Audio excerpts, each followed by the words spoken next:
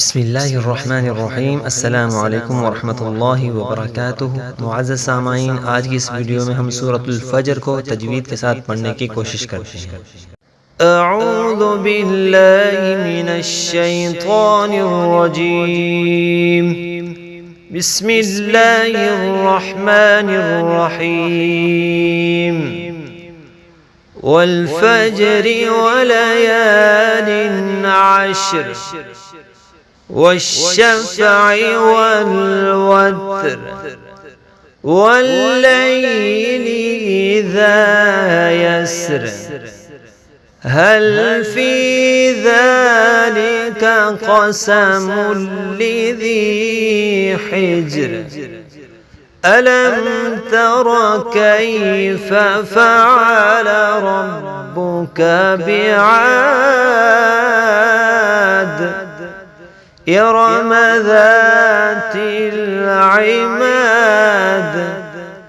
التي لم يخلق مثلها في البلاد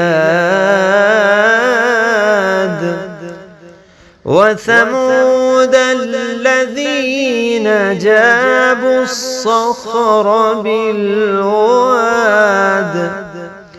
وفرعون ذي الأوتاد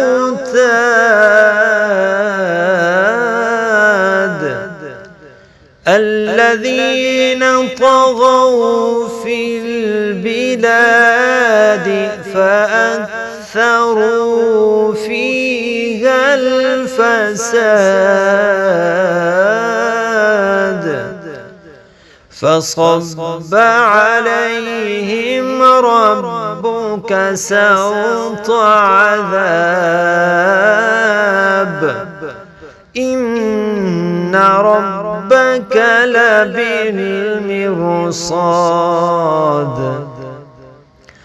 فأما الإنسان إذا